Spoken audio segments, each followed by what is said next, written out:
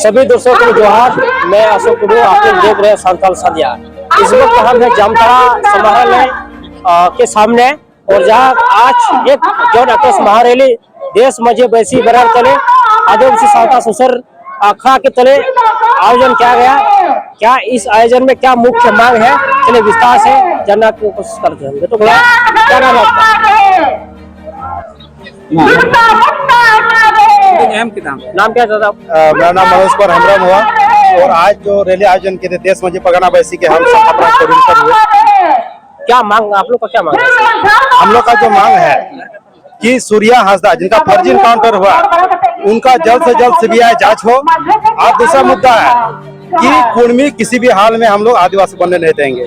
आज सरकार भी उसको सूचीबद्ध ना करे एसटी में, नहीं तो और जो आप आंदोलन आज देख रहे हैं, जो भीड़ देखे हैं, उसका 4 गुना भीड़ और पूरा संथापना में देखने को। अच्छा, विधायक जयराम महतो वो बोल रहे हैं कि आजादी से पहले कुर्मी आदिवासी थे, बाद में उसको हटाया गया एक साजिश के तहत, उसमें क्या बोल? देखिए, आजादी के पूर्व वो लोग जो बोल रहे हैं कि आदिवासी सूची में उसको डाला गया था, ऐसा कहीं बात नहीं है। वो अंग्रेजों का कहीं मिस्टेक हुआ था, जिस कारण से उसको रखा गया था, फिर उसको तुरंत रिमूव कर दिया गया। उसको कहीं भी अस्थायी रूप से उसको जो है आदिवासी सूची में नहीं डाला गया, तो मिस्टेक हुआ था। आज जिसको उसी को आधार मान के वो लोग जो है आज भी आंदोलन करते हैं।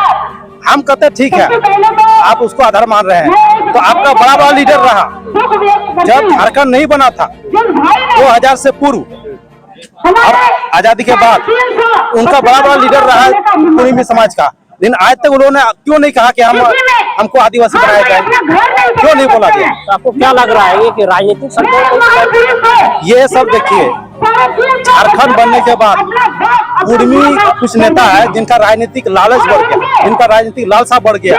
उनको लगने लगा कि मेरा आज इतना नाम फेम हो गया, अब हम मुख्यमंत्री बनेंगे। और मुख्यमंत्री बनने के लिए उसको 28 रिजर्व सीट का जरूरत है, जिस कारण से वो टारगेट लगाया है कि ये 28 सीट हमको मिल जाएगा तो हम यहाँ का मुख्यमंत्री बनेंगे।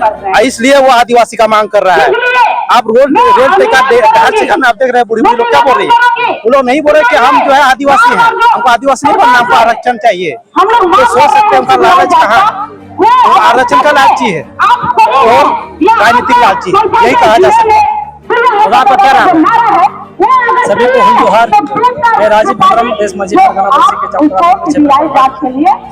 आज इस तरह से आप लोग आंदोलन जो ज्ञापन आप लोग दिए सूर्या हांसदा इनकाउंटर के बारे में, आज इस तरह से यहाँ बनना तले जिसमें लिखा गया है कि अवैध बालू कारोबार हो, उसके बारे में भी आप लोग आज ज्ञापन दिए हैं, उसके बारे में क्या? देखिए, आज जो हमारे आक्रोश महारैली देश मजे बैसी के बैनर तले, आज देश मजे बैसी के बैनर तले के तहत मैं कहना चाहूंगा कि आज सूर्या हांसदा का फर्जी इनकाउंटर हुआ है, इसका तो हम लोग को पूरा मालूम हो चुका है कि इसका दोषीदार कौन है। आज जो हमारे जितने भी बाहर से आए हुए हैं, बाहरी दलाल ठेकेदार, चाहे हो बालू के, चाहे हो कोयला के, चाहे हो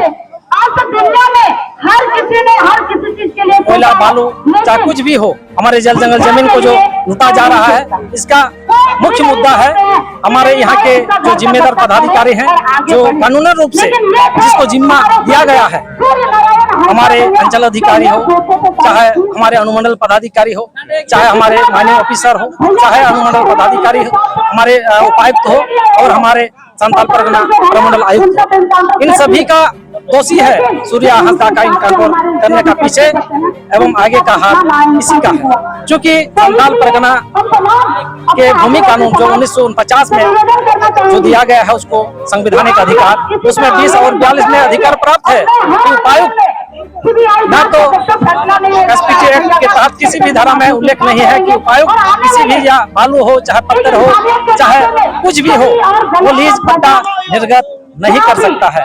बावजूद कानून को बंदरबाट करते हुए यहाँ के स्थानीय एमपी, एमएलए एवं मुख्यमंत्रियों के दिशा निर्देश पर चलकर कानून को बंदरबाट करते हुए धारा 20 और 42 का उल्लंघन कर रहे हैं। आज जो हमारा सूर्या हांसदा का फर्जी इनकाउंटर हुआ है, इसका पीछे का कारण है हमारे उपायुक्त महोदय का हाथ है।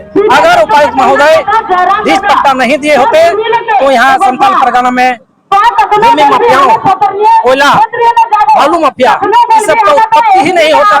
जब उत्पत्ति नहीं होता तो हमारे सूर्या भाई जो आदिवासी का महान आंदोलनकारी थे, उसका जो झगड़ेलू था यहाँ का खनन के लिए, यहाँ के खनन को लेकर, यहाँ के बालू को लेकर, ये उत्पत्ति होता ही नहीं। सवाल जब उठता ही नहीं तो फर्जी इनकाउंटर होता है। इसका मुख्य कारण है डीसी दोषीदार है, और डीसी तो चोर है। हमारे जामताड़ा जिला के जितने भी हमारे प्रशासन है, माननीय ऑफिसर वीर सालकर और रवि आनंद और अनंत कुमार जो अनुमंडल पदाधिकारी हैं, इन सबको देश माजी परिक्रमा बैसी से हम लोग चेतावनी देंगे, यथाशीघ्र आप सजग हो, यथाशीघ्र आप सावधान हो।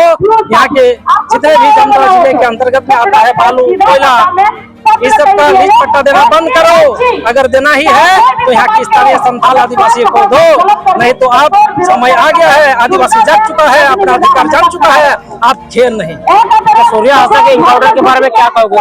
देखिए, उसका तो सीबीआई जांच होना चाहिए। हमारे सूर्या हाजदा जिन अनाथ बच्चों को पढ़ा रहे थे, 350 बच्चों को, उन सबका दायित्व कौन लेगा भाई?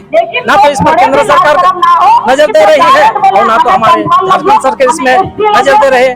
बात है कि अरे इसको गोद में लो यार। यहाँ सूर्या हाजदा के बारे में कभी सूर्या हाजदा का जो फर्जी इनकाउंटर हुआ है, इसमें हमारा बीजेपी सरकार, इसमें हमारा जेएमएम सरकार राजनीतिक ताज को चमकाने में लगे हुए हैं।